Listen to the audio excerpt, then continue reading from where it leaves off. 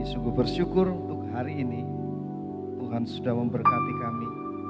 Bapa, kami ingin mendengarkan suara-Mu. Kami rindu Engkau berfirman atas kami semua. Dan hidup kami buka hati untuk ditaburi dengan benih firman Tuhan. Karena kami tahu ketika hati kami menjadi tanah hati yang baik, maka firman Tuhan itu tidak akan sia-sia. Firman Tuhan akan bertumbuh terus dan akan berbuah dalam kehidupan kami. Terima kasih Bapa, kami mengucap syukur dan kami siap untuk mendengarkan firman-Mu di dalam nama Tuhan Yesus Kristus. Haleluya. Amin. Puji Tuhan. Shalom. Silakan duduk. Hari ini kita akan belajar firman Tuhan bersama-sama tentang biji sesawi, Bapak Ibu. Ya. Bulan ini tema kita tentang biji sesawi. Kita kalau bicara tentang biji sesawi, kita harus mengingat bahwa sesawi yang dikatakan dalam Alkitab berbeda dengan sawi yang biasa kita konsumsi, ya, sawi dan sebagainya, sawi putih, sawi hijau. Tapi ini lain. Jadi kita harus memahami kata sesawi dari Alkitab dengan budaya dan alam di Palestina.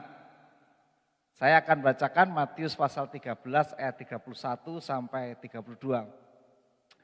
Yesus membentangkan suatu perumpamaan lain kepada mereka, katanya, hal kerajaan surga itu seumpama biji sesawi yang diambil dan ditaburkan orang di ladangnya.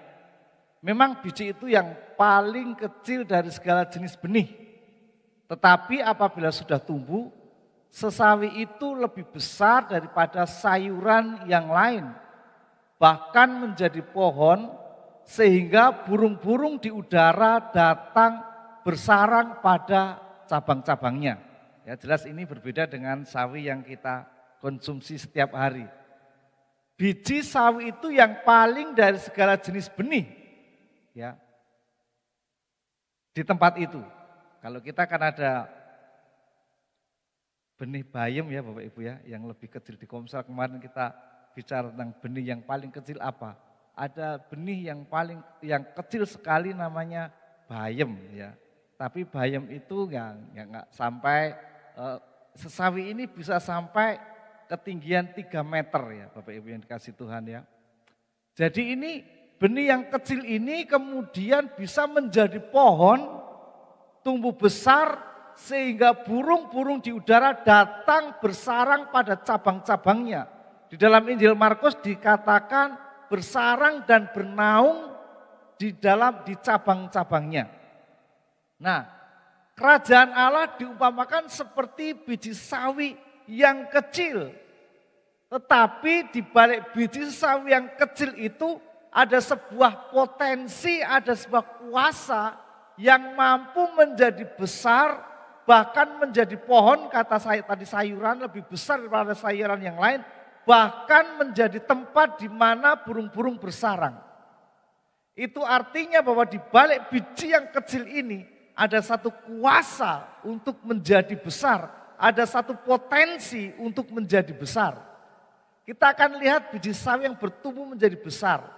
Kerajaan Allah dimulai dengan 12 murid. Tuhan Yesus memilih 12 murid. Dan kemudian setelah mengajar selama 3,5 tahun, dan Yesus mati naik ke surga, 120 murid sedang berdoa di loteng Yerusalem. Dan ketika Roh Kudus dicurahkan, mereka penuh dengan Roh Kudus, Petrus berkhotbah dan teman-temannya, maka dalam Kisah Para Rasul pasal 2 ayat 41 menjadi 3.000 jiwa. Kemudian dalam Kisah Rasul pasal 4 ayat yang keempat, ya, setelah Petrus mengadakan mujizat, maka murid-murid itu menjadi 5.000 orang. Artinya yang 12 tadi berlipat ganda menjadi 5.000 orang. Kemudian dalam Kisah Rasul pasal 6 ayat 7, bahkan makin tersebar, terus bertambah banyak. Ada satu pertumbuhan. Kemudian Kisah Rasul pasal 16, makin lama makin bertambah besar, tidak hanya berpusat di Yerusalem, tapi kemudian menyebar kemana-mana, dan mulai saat itu kekristenan mulai muncul, dinamakan Kristen, itu muncul di Antioquia sebagai sebuah ejekan. Pengikut-pengikut Kristus disebut Kristen, itu di Antioquia bukan di Yerusalem. Nah kemudian kalau kita baca dalam Filipi pasal 2 ayat 10 sampai 11 dikatakan supaya dalam nama Yesus bertekuk lutut segala yang ada di langit ya dan yang ada di atas bumi dan yang ada di bawah bumi dan segala lidah mengaku Yesus Kristus adalah Tuhan bagi kemuliaan Allah Bapa. Itu artinya kerajaan Allah akan memenuhi bumi ini dan setiap lutut akan bertelut, setiap lidah mengaku Yesus Kristus adalah Tuhan.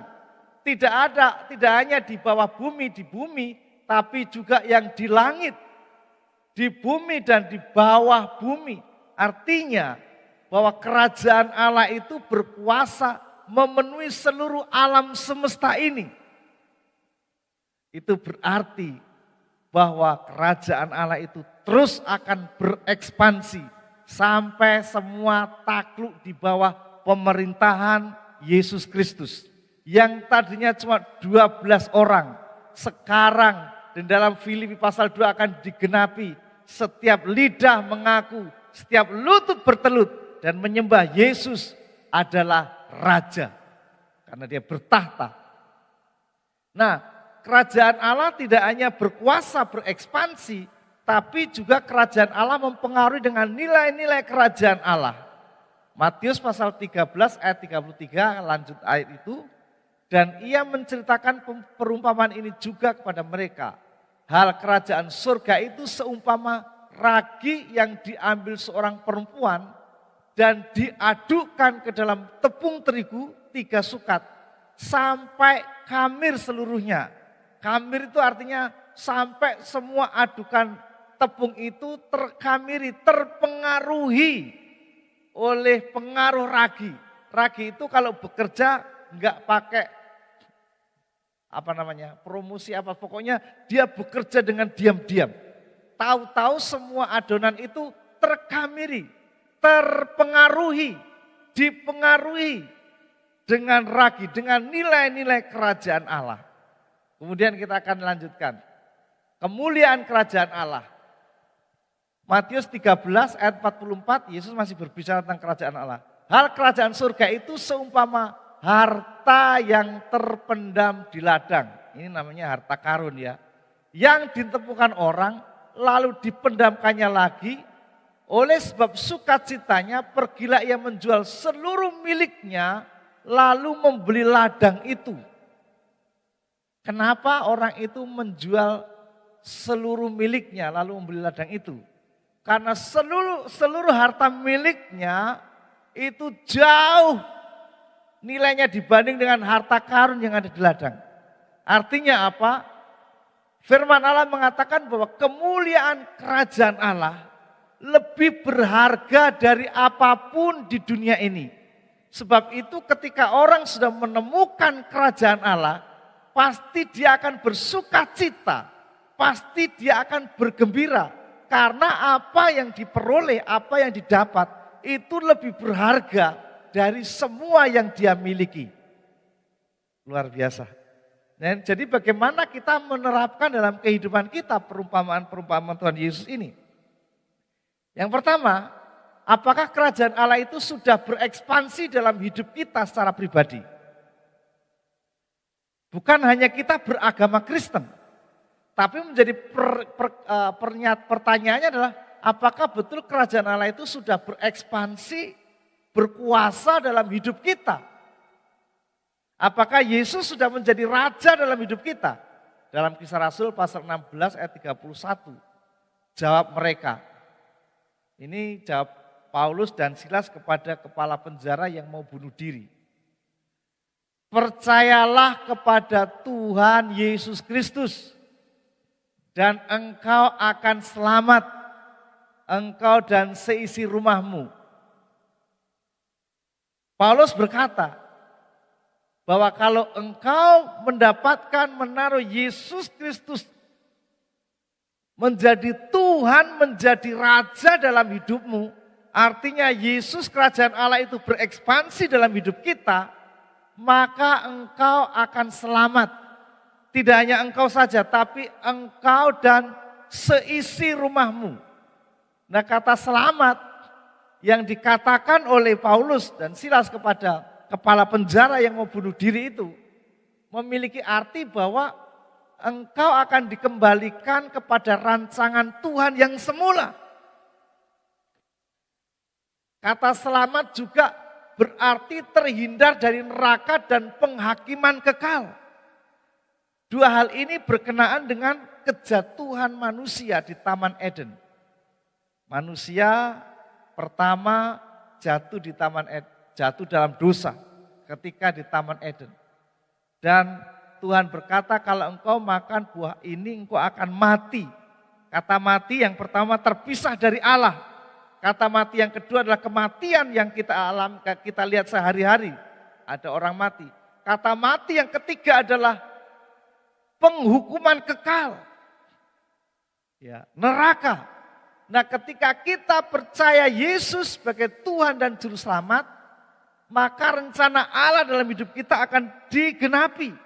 Yang kedua, kita terhindar dari neraka dan penghakiman yang kekal. Maka sebab itu kenapa disebutkan bahwa kalau kita menemukan kerajaan Allah sama seperti lebih dari menemukan harta terpendam. Kenapa? Karena kerajaan Allah ini nilainya, harganya, kemuliaannya lebih besar daripada semua harta yang kita miliki. Karena firman Allah berkata, percuma kamu memiliki dunia dan isinya kalau jiwamu binasa. Karena harta kita, kehidupan kita, usaha kita tidak mungkin bisa menyelamatkan kita dari penghukuman kekal. Yang bisa menyelamatkan kita dari neraka dan penghakiman kekal hanyalah Yesus. Dan sebab itu ketika engkau menemukan Yesus, itu lebih berharga dari semuanya. Yang ketiga kata selamat itu dilepaskan dari kehancuran dan diberi kemenangan. Sudah mau bunuh diri, masa depannya sudah mau hancur. Tapi Paulus berkata, kalau engkau percaya Yesus, engkau akan dilepaskan dari kehancuran. Kalau mungkin hidup kita, sudah enggak ada harapan. Keluarga kita sudah tidak ada harapan. Mari jadikan Yesus sebagai Tuhan, maka kita akan dilepaskan dari kehancuran dan diberikan kemenangan. Karena di dalam Yesus ada pengharapan. Dan tidak hanya pengharapan di dunia ini, tetapi pengharapan kekal. Yang ketiga, yang berikutnya, arti kata selamat itu sama dengan shalom. Akan menikmati suasana damai sejahtera, ya, akan menikmati berkat dan mengalami kesehatan. Wah, luar biasa ini kata shalom. Yang berikutnya, kata selamat itu mengandung arti kehidupan yang berlimpah, mantap, stabil, puas, bahagia, lengkap, dan utuh. Ini arti kata selamat. Jadi ketika kita percaya Yesus, menaruh Yesus menjadi Raja dalam hidup kita, kerajaan Allah berekspansi dalam hidup kita, maka kita akan menikmati keselamatan. Dikembalikan kepada rancangan Allah yang pada semula, terhindar dari neraka dan penghakiman kekal, dilepaskan dari kehancuran, hidupnya penuh damai sejahtera, hidupnya akan diberkati, hidupnya akan berlimpah dan memiliki kebahagiaan secara utuh. Nah, sebab itu, kalau kerajaan Allah belum berekspansi dalam hidup kita, kerajaan Allah belum berekspansi dalam keluarga dan rumah tangga kita, mari kita buka hati kita untuk terima Yesus dengan sungguh-sungguh. Ini bukan soal KTP agama Kristen atau aktivitas sehari-hari ke gereja, tapi adalah sikap bagaimana kerajaan Allah berkuasa dalam hidup kita. Yesus datang untuk memberikan keselamatan. Ya, kita lihat Tapi pencuri datang hanya untuk mencuri dan membunuh dan membinasakan. Hanya ada 2 kerajaan di dunia ini kata Tuhan. Yaitu kerajaan Allah dan kerajaan iblis. Iblis terus berusaha menjatuhkan keluarga dengan tipu daya. Iblis terus berusaha menjatuhkan manusia dengan tipu daya. Sebab pekerjaannya hanya mencuri, membunuh, dan membinasakan. Iblis gak suka melihat manusia bahagia. Iblis gak suka melihat rumah tangga bahagia. Iblis gak suka melihat orang itu bersuka cita di dalam Tuhan. Maka dia datang dengan tipu dayanya. Kalau rumah tangga, kehidupan Adam dan Hawa aja didatangi iblis yang ada di Taman Eden. Apalagi hidup kita hari-hari ini. Yang di Tulungagung, yang di Mojokerto, di mana saja. Oh, di Taman Eden aja didatangi. Untuk apa? Untuk dijatuhkan. Karena dia ingin mencuri apa yang ada dalam hidup kita. Dia ingin membunuh dan membinasakan kita. Tapi Yesus datang. Kalau kita baca ayat 10 bagian B. Yesus datang memberi hidup dan memberi di dalam segala kelimpahan. Sebab itu lewat firman Allah pada pagi hari ini, mari kita mengoreksi diri kita. Apakah kerajaan Allah sudah berekspansi dalam kehidupan kita atau di dalam rumah tangga kita? Kalau belum sungguh-sungguh, mari kita sungguh-sungguh kepada Tuhan. Sebab tidak rugi kita ada di dalam kerajaan Allah. Sebab kemuliaan kerajaan Allah tadi lebih besar dari kemuliaan apa saja di muka bumi ini. Amin. Sebab itu mari kita mengiring Tuhan dengan lebih serius lagi. Melayani Tuhan dengan lebih serius lagi. Karena kita makin mengerti nih bahwa kerajaan Allah itu lebih mulia dari apa saja. Sama seperti perumpamaan seorang yang menemukan harta karun di ladang. Dia bersukacita karena ngerti nilainya harta karun ini berapa. Yang tidak ternilai harganya, maka dia jual seluruh hartanya. Kemudian dia berusaha beli ladang itu. Dan pasti setelah menemukan, mendapatkannya, dia lebih bersukacita hidupnya dari sebelum-sebelumnya. Kalau hidup kita, kerajaan Allah berekspansi dalam hidup kita, dalam rumah tangga kita, maka rumah tangga pasti lebih bersukacita dari sebelum-sebelumnya. Hidup kita akan lebih berbahagia dari sebelum-sebelumnya.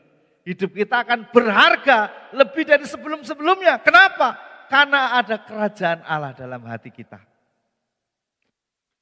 Nah, yang kedua, kalau sudah berekspansi dalam hidup kita, apakah nilai kerajaan Allah itu sudah mempengaruhi keluarga kita?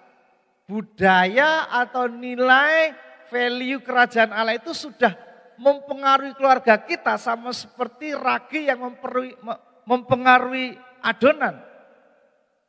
Menghadirkan kerajaan Allah dalam keluarga berarti menghadirkan gaya hidup kerajaan Allah di tengah keluarga kita. Jadi budayanya juga harus muncul di dalam keluarga kita. Nah, ini Miles Monroe banyak berbicara tentang kerajaan Allah. Kali ini dia menulis bukunya Power of Love, kuasa kasih di dalam keluarga. Dia berkata begini, menerapkan gaya hidup kerajaan Allah di tengah keluarga itu akan berdampak bagi suasana keluarga kita. Kenapa? Miles Monroe itu berkata, keluarga bahagia bukan kebetulan. Keluarga bahagia itu harus dikondisikan. Nah, sebab itu bagaimana kita mengkondisikan supaya keluarga kita bahagia? Maka biarlah nilai-nilai kerajaan Allah itu kita terapkan gaya hidupnya. Miles Monroe memberikan 4 kata tentang menerapkan gaya hidup kerajaan Allah di tengah keluarga supaya keluarga kita ini bahagia. Saya percaya setiap kita yang ada di sini merindukan keluarganya, rumah tangganya bahagia. Termasuk anak-anak yang belum berumah tangga ingin nanti dalam hidup keluarganya papa, mama dan semua anak-anak dalamnya bahagia. Nah itu ternyata perlu dikondisikan. Nah bagaimana mengkondisikan supaya keluarga itu bahagia menurut Miles Monroe? Ini bukan menurut saya. Ya. Bapak Ibu lebih berpengalaman dari saya, tetapi kita akan belajar dari bagaimana menerapkan gaya hidup kerajaan Allah di tengah keluarga supaya keluarga kita, hidup kita bahagia. Karena kebahagiaan itu bukan kebetulan. Yang pertama, kasih di dalam keluarga itu harus diekspresikan. Menurut Miles Monroe. Dan akhirnya hendaklah kamu seia sekata, seperasaan, mengasihi saudara-saudara, penyayang dan rendah hati. Jadi harus menerapkan kasih dan sayang di tengah-tengah keluarga dan rumah tangga kita. Bagaimana kasih dan sayang itu diterapkan, diekspresikan? Ini yang pertama, jangan berasumsi kalau keluarga atau pasangan kita tahu bahwa kita sangat mencintainya. Atau anak-anak kita tahu kalau kita mencintainya. Atau orang tua tahu bahwa kita ini sangat mencintai orang tua. Kasih itu harus diekspresikan. Bagaimana mengekspresikan kasih itu? Menurut Miles Monroe harus dikatakan. Kata I love you. Kalau manten anyar mungkin sama seperti Pak Andre, Ibu Jose ini I love you-nya masih sering ya, karena manten anyar. Ya itu kan perasaan dicintai itu kan penting. Tapi kalau yang sudah 50 tahun atau seperti saya gini sudah sekitar 22 tahun atau 23 tahun, itu seperti gembok yang di parkiran tadi karat. Wangel dibuka. Untuk mengatakan I love you itu kan wangel Bapak Ibu. Geringgingen sepertinya mengatakan I love you itu. Padahal Miles Monroe itu penting kata I love you. Bapa di surga itu menerapkan kata I love you kepada umat yang dikasihnya. Di dalam kitab Bilangan itu, aku berkenan kepada Kaleb bin Yefune, seorang yang sungguh-sungguh hati mengikut Tuhan. Tuhan sendiri berkata loh tentang Kaleb bin Yefune, bahwa aku ini berkenan kepada Kaleb bin Yefune. Dikatakan itu. Kemudian kepada Daud dalam Kisah Rasul, aku mendapati Daud seorang yang berkenan di hatiku. Tuhan itu mengatakan loh kalau cinta. Kemudian kepada Yesus Kristus ketika dibaptis, keluar dari air, maka terdengar suara dari surga. Inilah anakku yang kukasihi, kepadamu aku berkenan. Itu proklamasi Bapa kepada Yesus Kristus. Dan yang kedua ketika dipermuliakan di gunung. Ya, nanti yang mau ke Israel pasti diajak ke sana. Ya, ketika Yesus dipermuliakan, awan menutupi bajunya Yesus, jubahnya Yesus seperti matahari dan ada suara, inilah anakku yang kukasihi, kepadanyalah aku berkenan. Allah mengatakan, mengekspresikan. Miles Monroe mengatakan, seberapa lama usia pernikahan kita, kata I love you itu sangat penting. Pertanyaannya, kapan terakhir kita mengatakan I love you kepada pasangan hidup kita? Sudah 15 tahun yang lalu, Pak. Atau hanya setahun sekali ketika happy wedding anniversary. Itu pun diingatkan oleh gereja, Pak, hari ini ulang tahun pernikahan. Oh iya ya, oh iya. Nah, apakah kita sudah lupa? Nah, Miles Monroe berkata, ini bukan kata saya, kalau kita orang timur itu kan sungkan mengatakan gitu meskipun sudah pasangannya. Dia tahu Pak, tapi perlu diekspresikan, I love you. Mulai hari ini meskipun kita agak geringgingen atau yang mendengarkan ada keri, katakan itu.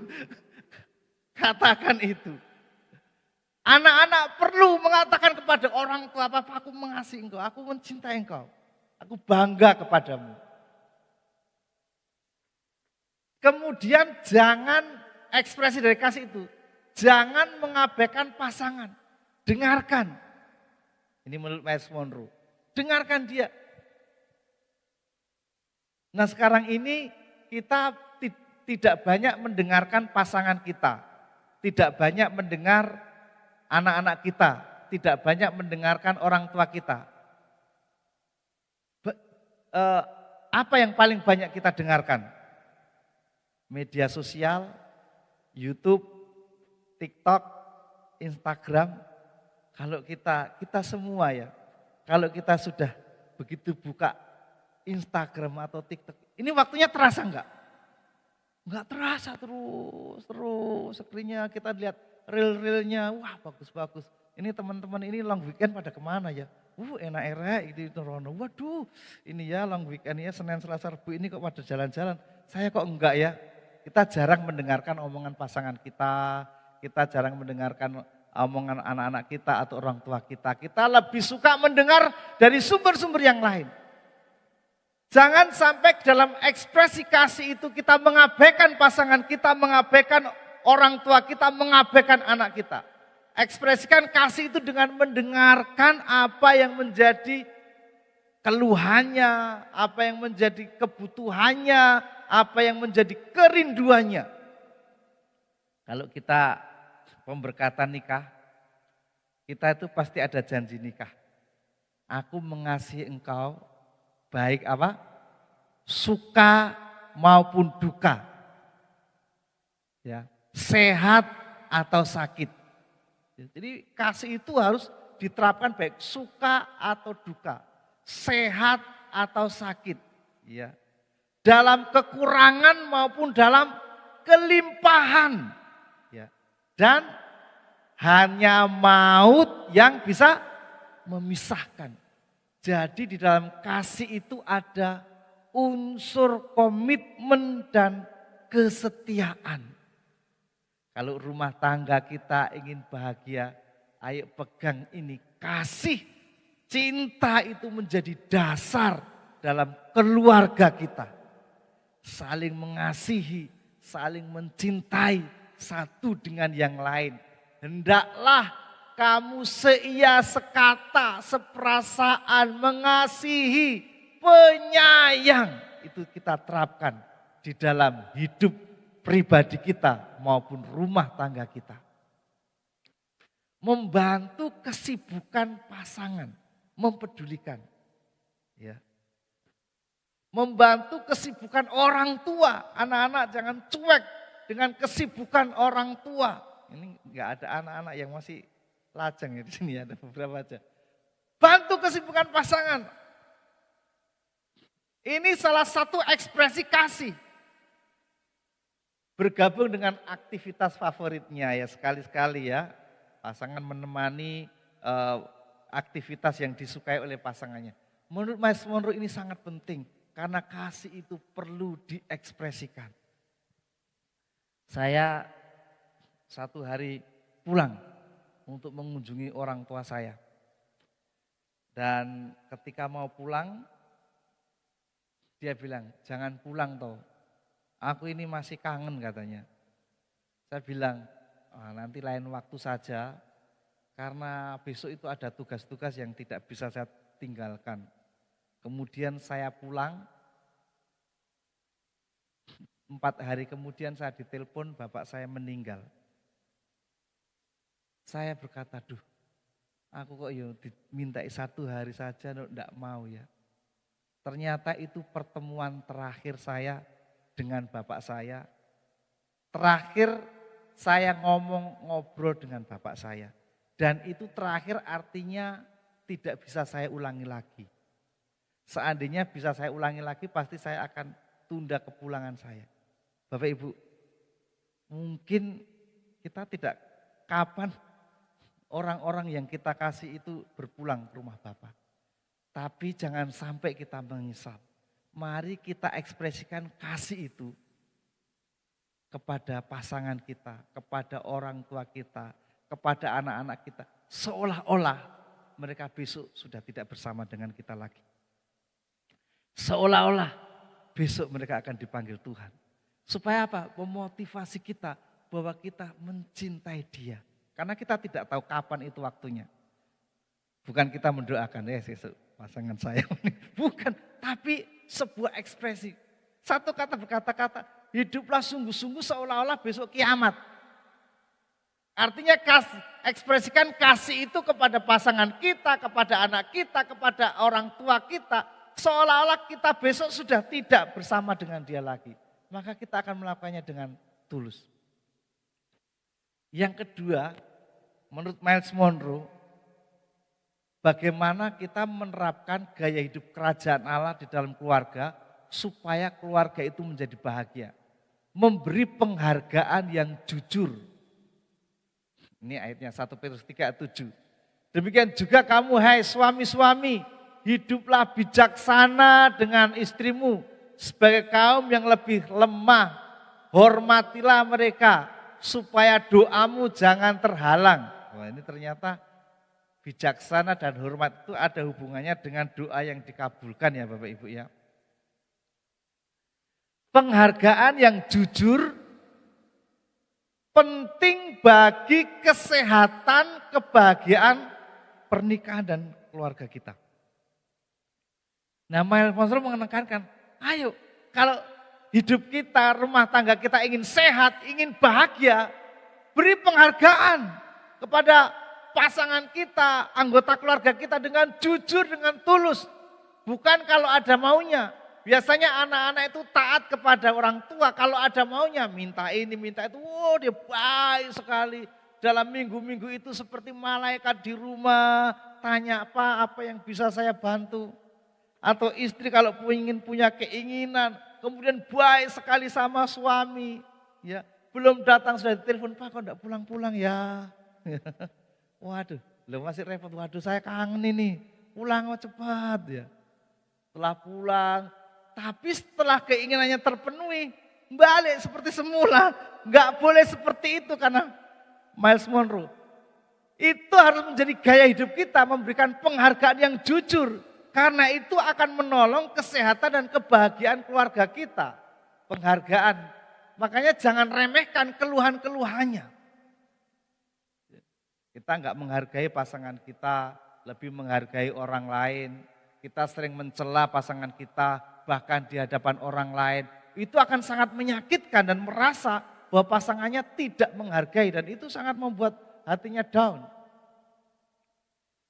Nah, ini bersikap sopan, ramah dan mesra kepada pasangannya. Wow, ini perlu kita terapkan menurut Miles Monroe. Untuk apa? Kesehatan dan kebahagiaan keluarga. Jangan melakukan kekerasan dan kekasaran. Sekarang KDRT ada hukumnya Bapak Ibu. Kamu melempar pasangan hidup kita bisa masuk penjara. Kecuali kalau melempar uang ya, mungkin.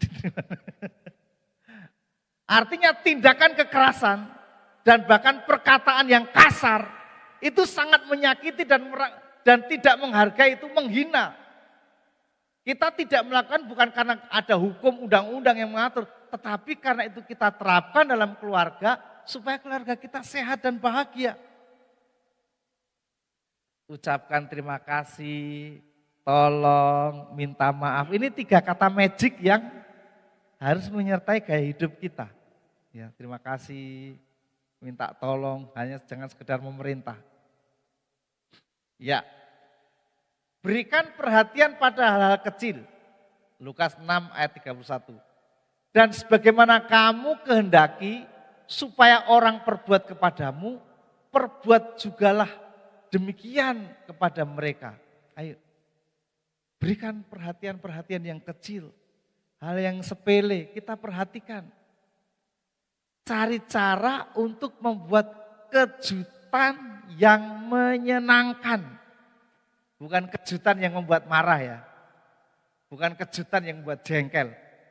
Tapi cari cara untuk membuat kejutan yang menyenangkan. Mungkin di hari ulang tahunnya saya dikasih kejutan yang menyenangkan sama istri saya. Dikasih hadiah timbangan badan. Wah ini apa maksudnya ya? Berarti aku ini sudah kegemukan. Cari cara.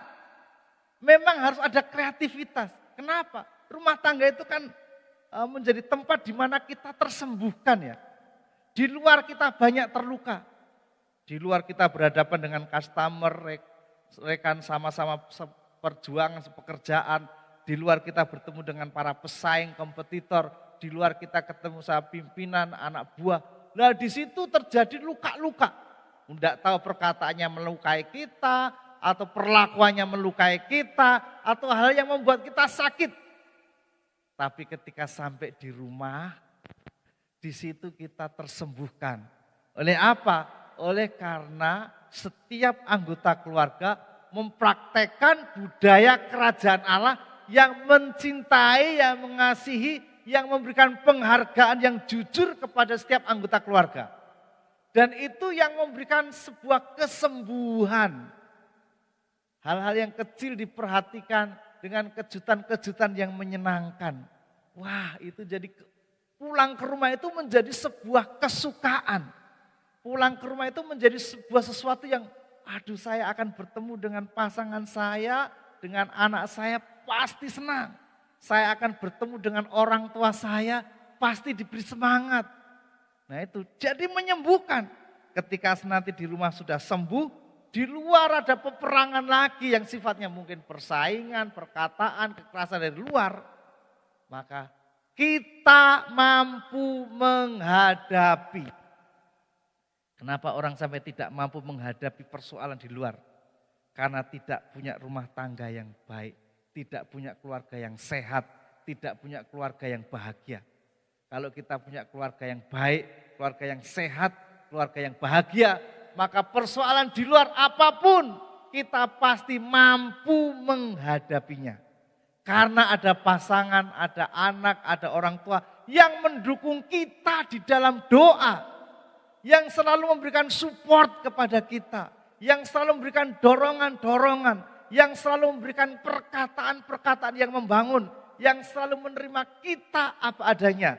Itu menjadi kekuatan dan sumber kesembuhan dalam setiap hidup kita. Nah sebab itu penting memberikan perhatian hal yang kecil kepada anggota keluarga kita. Mengingat hal kecil, ya mungkin ulang tahun, ucapan selamat atas pencapaiannya, memberi hadiah. Ya, saya bukan baru saja, mengalami hal-hal yang menyakitkan hati anak saya ketika dalam sebuah diskusi, kemudian saya berkata kepada anak saya, dan itu rupanya satu perkataan yang menyakitkan dia. Dia suka basket dan dia menjadi tim di klub sekolahnya. Dan karena kita berdiskusi, saya berkata kepada dia, kamu ini hobi basket, tapi lihat, sekolahmu lu tidak pernah juara. Itu seperti pukulan yang menghancurkan dia. Kemudian dia terdiam. Dia terdiam, kemudian dia nangis. Ya laki-laki ya, tapi dia tidak langsung, dia mencucurkan air mata. Saya kaget. Ternyata perkataan itu sangat menyakiti dia. Karena dia berkata, itu juga yang dikatakan orang-orang kepada saya. Papa sekarang tega mengatakan itu sama saya. Seolah-olah berkata gitu. Saya langsung minta maaf. Saya minta maaf. Saya kurang menghargai apa yang kamu perjuangkan selama ini. Saya meremehkan. Padahal dia sudah berjuang dari SMP. Dan dia masuk SMA negeri itu karena prestasi basket. Tapi saya lupa itu. Dan saya mengatakan hal itu ya. Seolah-olah saya menyerang dia sama seperti orang yang di luar sana. Saya minta maaf ya. Maksud saya berkata seperti itu bukan seperti orang-orang di luar. Tapi kalimatnya sama. Saya sudah berusaha semampu saya. Kalau tidak berhasil itu karena memang tim-tim yang lain memang lebih hebat. Saya belajar dulu, saya minta maaf dengan perkataan saya yang kurang menghargai dan tidak memperhatikan hal yang kecil. Saya belajar memberikan support. Saya kemudian dulu mantap minta maaf. Kemudian ayo sudah saya ajak makan-makan sama keluarga. Saya minta maaf. Saya berusaha menebus kata-kata saya itu. Kadang-kala kita berkata hal yang maksud orang tua itu biasa-biasa saja. Tapi ternyata diterima bagi anak itu sebagai sebuah tusukan tajam yang itu membuat terluka hatinya. Tegur, nasihati, bukan kritikan. Ini Amsal 25 ayat 11. Perkataan yang diucapkan tepat pada waktunya, seperti apa? Seperti buah apel apa ini? Emas di pinggan perak. Perkataan yang diucapkan tepat pada waktunya. Ini tentunya perkataan yang baik ya. Seperti apel emas di pinggan perak. Itu sesuatu yang sangat berharga. Nasihat, teguran itu sangat berharga. Tapi kalau kritikan itu sangat menyakitkan. Kenapa? Kritik dimulai dari roh yang terluka. Berpusat pada diri sendiri dan berusaha melukai. Maka timbulnya kritik. Teguran atau nasihat berasal dari roh yang penuh kasih. Belas kasihan dan berfokus pada solusi. Ya, ini nasihat itu adalah berfokus pada solusi, berfokus pada kemajuan yang akan datang. Bukan kepada berusaha melukai. Kalau kita mengkritik dengan kritikan kata-kata yang pedas, kita melukai pasangan kita melukai anak kita. Kalau kita melukai dan kita puas, itu ada hal-hal yang tidak baik dalam hidup kita. Kemudian teguran berisi nasihat, koreksi. Ya, kalau anak pasangan salah harus dinasihati, harus dikoreksi. Sedangkan kritik hanya omelan serta persungutan. Teguran demi kebaikan orang yang bersangkutan. Tapi kritik hanya melontarkan kekesalan. Jadi Miles Monroe membedakan antara teguran dan nasihat. Teguran, nasihat, dan kritik. Nah, Miles Monroe mengatakan kalau keluarga kita ingin bahagia, ayo berikan nasihat, teguran, bukan kritikan. Apalagi kalau kita ngeritik itu terus menerus. Kalau kita sudah tidak cinta, hubungannya nih ya, sudah tidak mengasihi, berikutnya tidak akan menghargai. Kalau sudah tidak ada penghargaan kepada pasangan atau orang tua atau anak, kita akan muncul tidak ada perhatian. Kalau sudah tidak ada perhatian, hal yang kecil sekalipun, maka akan muncul kritikan. Dan kritikan ini akan mengakibatkan seperti bahaya kritik dalam keluarga. Menutup komunikasi dan merusak keharmonisan. Mengapa Miles Monroe mengatakan jangan mengkritik. Kritik terus menerus merusak semangat, menghancurkan semangat orang yang kamu kritik. Ini kata Miles Monroe. Kritik menimbulkan sakit hati dan kemarahan. Kritik cenderung mencari kesalahan dengan niat menyakiti ketimbang solusi. Nah, sebab itu Miles Monroe membedakan. Ayo teguran, nasihat. Dilihat dari mana? Motivasinya dulu. Motivasinya untuk kebaikan orang yang kita nasihati, motivasinya untuk solusi, motivasinya untuk kemajuan pasangan, anak, orang tua. Kalau kritik dari hati yang terluka, yang belum dibereskan, tujuannya ya menyakiti. Tujuannya apa? Ya membuat dia tersinggung. Dan akibatnya seperti ini. Maka kalau keluarga kita ingin bahagia, hidup kita ingin bahagia, kata Miles Monroe, biarkan kerajaan Allah itu berekspansi dalam hidup kita. Yang pertama, terima Tuhan Yesus dalam hidup kita, dalam keluarga kita. Maka engkau akan selamat. Arti kata selamat sudah dijelaskan tadi. Engkau akan dibebaskan dari api neraka, bebaskan dari penghakiman. Engkau akan dimerdekakan, kita akan dipulihkan, kita akan disembuhkan, kita akan diberkati. Yang kedua, biarkan gaya hidup kerajaan Allah itu ada dalam keluarga kita. Maka keluarga kita akan bahagia. Mari kita bangkit berdiri.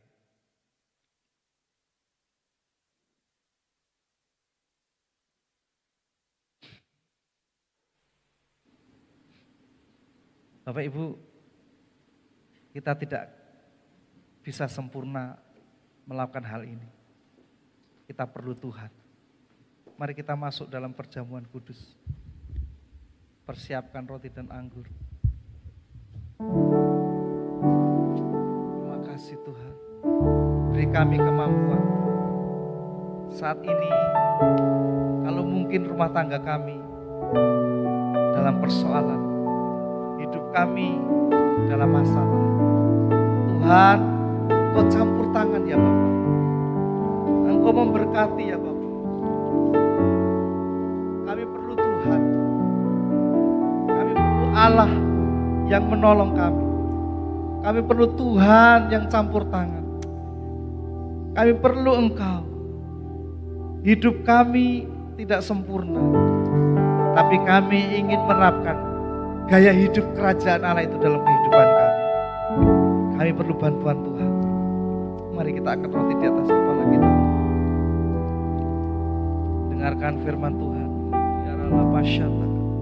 Sebab apa yang telah kuteruskan kepadamu telah aku terima dari Tuhan, yaitu bahwa Tuhan Yesus pada malam waktu diserahkan mengambil roti, dan sudah itu ia mengucap syukur atasnya. Ia memecah-pecahkannya dan berkata, inilah tubuhku yang diserahkan bagi kamu. Perbuatlah ini menjadi peringatan akan aku. Roti yang kita angkat tinggi, yang atasnya kita mengucap syukur. Ini adalah persekutu dengan tubuh Kristus. Amin. Mari kita makan bersama-sama dalam nama Tuhan Yesus.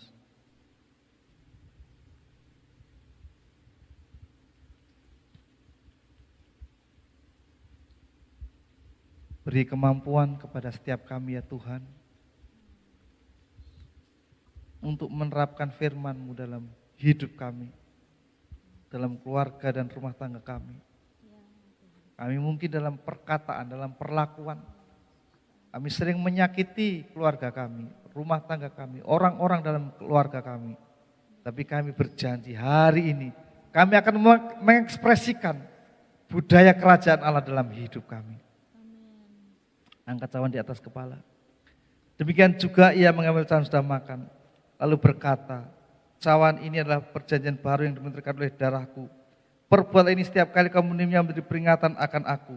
Sebab setiap kali kamu makan roti ini dan minum cawan ini, kamu beritakan kematian Tuhan sampai ia datang.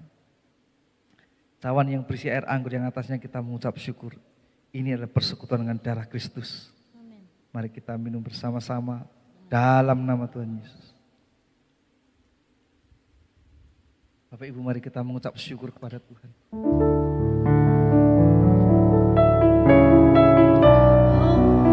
Terima kasih Tuhan. Terima kasih Tuhan. Kami bersyukur.